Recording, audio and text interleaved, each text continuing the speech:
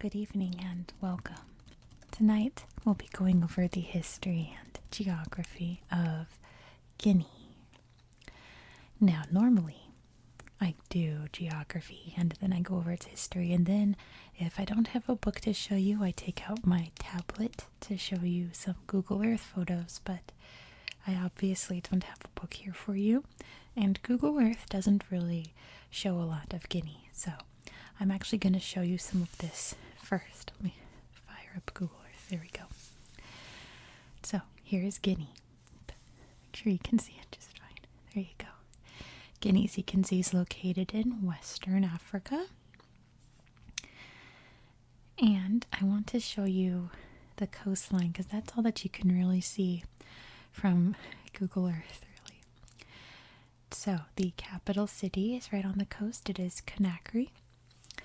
And it has a big peninsula as part of it. That's what I mostly wanted to show you because I don't have any good maps that show you just how prominent this peninsula is. And there's some islands over here. This is actually an extinct volcano that's collapsed and created little islands over here.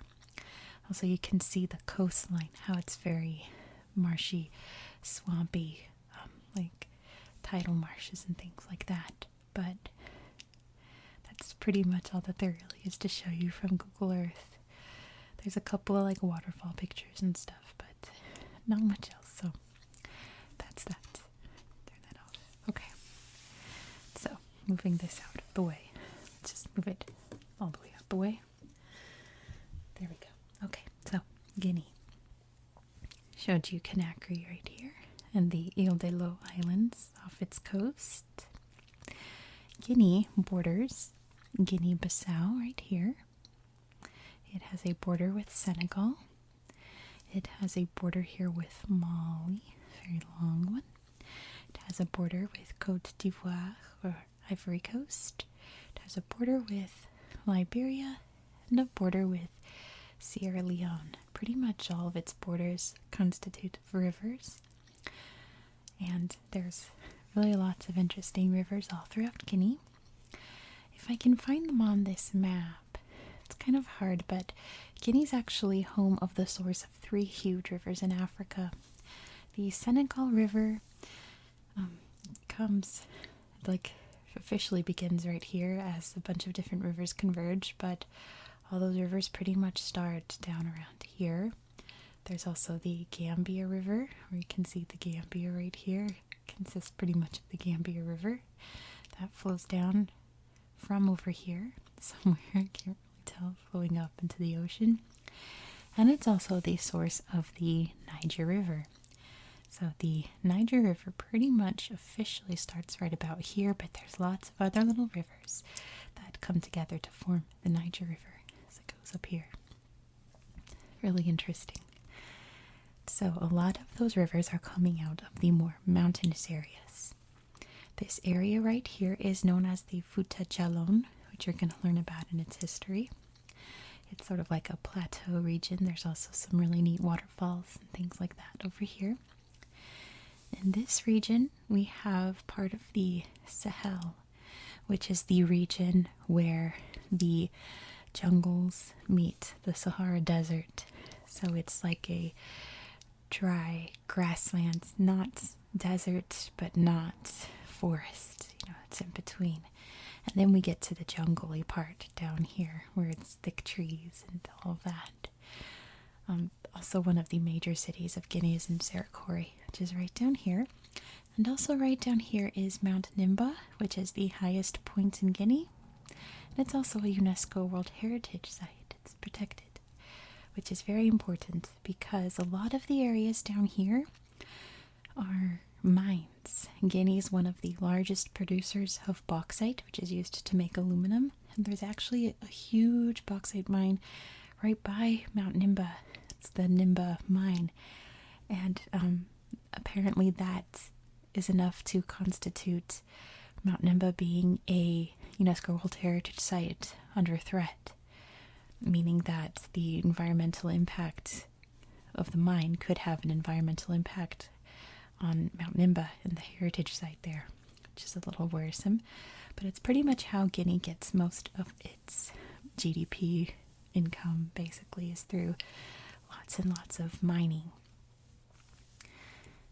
And that's pretty much it, other than you can see the Atlantic Ocean coast there, but I already talked about that with the tablet. So yeah, it seems like a very small country on the map, but I read it's actually the size of Great Britain. Africa is always so much larger than you expect it to be. But anyway, starting on the coastline over here, the first major culture to pop up in this area were the Baga people. And they lived very traditional animist lives until about the 1800s when they converted to Islam. And they've kind of kept their traditional way of life as they can. They're a minority now in Guinea, but they're still there. The area was inhabited by many different ancient kingdoms. The Mali Empire, as you can see, Mali's over here, took up part of the area, and later the Songhai Empire took up part of the area here. Islam actually came into the area a lot earlier than that, when the Almoravids from Morocco actually came into this area to convert some of the people here. But obviously the Mali and Songhai empires were pretty big Islamic empires, so Islam really took off during that period, the 1500s, 1600s. Once those fell apart, a lot of the ethnic groups in the area formed their own sort of kingdom. The Fulani people, who were also Muslim, founded Futa Jalon. You can see over here. And that existed pretty much from 1727 to 1896. And in this area, the Malinke people established the Wasulu Empire, which had a very famous leader named Samori Touré, we're going to talk about in a minute. Just hold on to that. So, once the Europeans came, this wasn't a great coastal area for ships, so Conakry and the islands here were pretty much the only exit point for Europeans who were taking slaves from the slave trade out across the ocean. There were slave trading ports set up on the islands and even a prison on the islands for a moment. But that's what Conakry was mainly used for, using that peninsula, which is really why I wanted to show you that. It's such a very prominent feature on the coastline here, where there's not a lot of prominent features, it's mostly just marsh. In the mid-19th century, the French decided that this was their territory now, and they came in to start conquering. And there was a lot of pushback, especially from Samori Touré that I mentioned here from the Wasulu Empire. But Touré was defeated in 1898. The French took over, and this area became part of French West Africa, where it remained for quite a while until 1958. Charles de Gaulle was in charge over in France, and he decided to offer a lot of the African territories a chance for a referendum to either decide if they want some, like, to still be part of France but have more control, or if they want complete independence. And literally like a month after he issued that, Guinea organized that referendum and they voted overwhelmingly for independence. And the French in the area, I guess, were very offended by this, that they were so adamant about wanting independence that they literally almost overnight packed up and left, to the point where French people like unscrewed light bulbs and took that with them. They took everything, all of the infrastructure that they had established, they pretty much ripped apart. There's even a story of them burning medicine so that the Ghanaian people couldn't have it. And they literally just grabbed all that they could and left.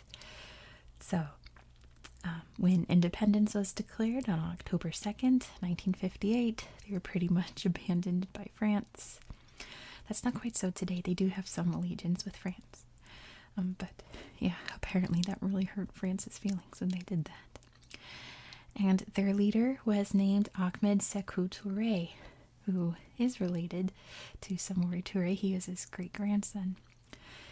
And he was not the best kind of leader.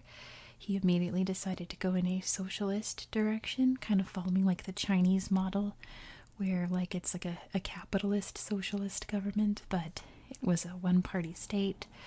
They really closely aligned with the Soviet Union. The Russians funded a lot of building projects, but not like necessary ones. They built like stadiums so they could hold political rallies and, didn't pave roads or build any better schools or anything like that, things that people actually need.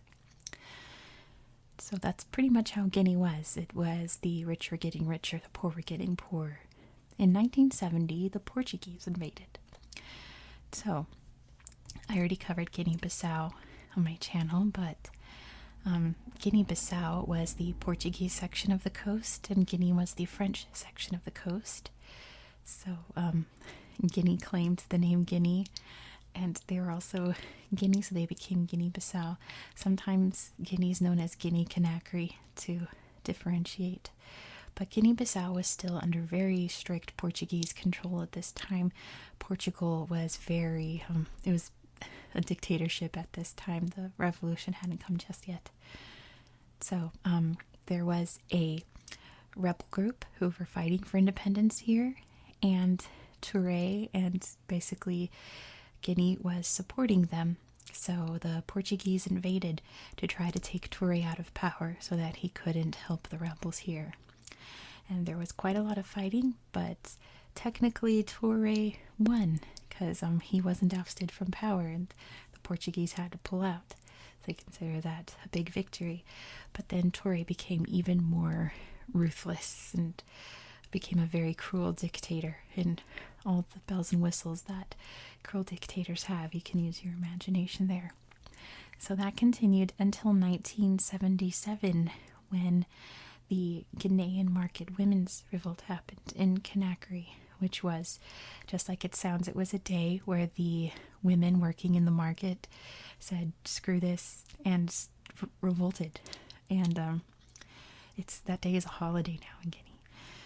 But that really prompted a lot of economic reforms.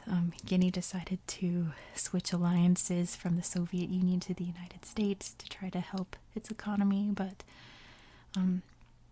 not much really came of it other than more awareness toward people's economic needs, Then in 1984, Touré died. He had a heart attack. He was having heart surgery in the United States when he died. So there was a planned election in the wake of his death, but there was a coup before that election could happen. That was led by Colonel Lansana Conté. Also pretty much a dictator, but he was like, no, we're gonna have elections, it's gonna be democratic, it's gonna be great. So there were elections held throughout the 1990s, but Conté insisted on keeping power and remaining the president at whatever cost. Again, the richer got even richer, the poorer got even poorer. And also during this time, things were not great over in their neighbors, Sierra Leone and Liberia. There was lots of warring and unrest over there, and it bled over the borders into Guinea. So that led to more strife in the country. And there were eventually a lot of protests against the government, the biggest one being in 2007. But in 2008, Conté died. There was a coup pretty much almost immediately after Conté passed away, and they committed what's known as the rampage, where basically the military just ran around doing horrific things to people. Again, use your imagination. This is a relaxation channel. We're not going to get into the horrors of that, but obviously that was outrageous to many people in Guinea and around the world. And the person who led the coup was actually shot by his aide, but he survived.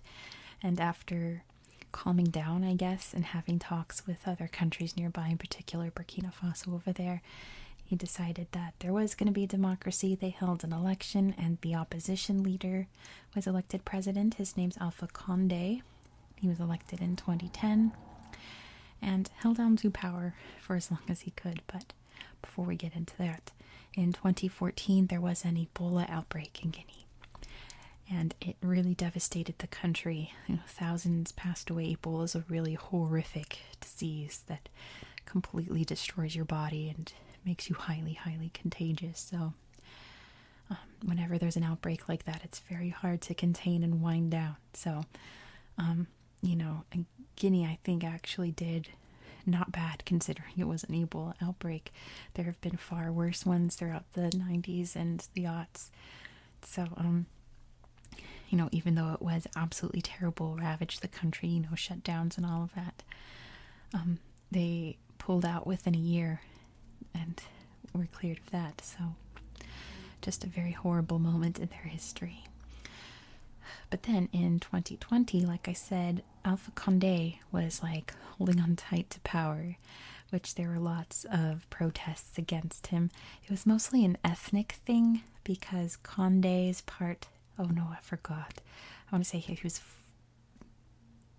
Malinke, and the Fula were from another party, right?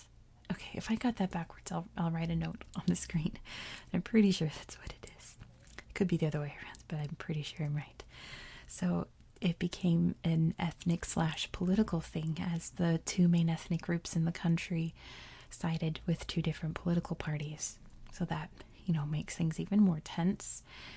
He ran for election again in 2020. He obviously won, and he was widely accused of election fraud to the point where there was a coup in 2021. He was arrested and removed from power, and the leader of that coup declared himself president in October of that year.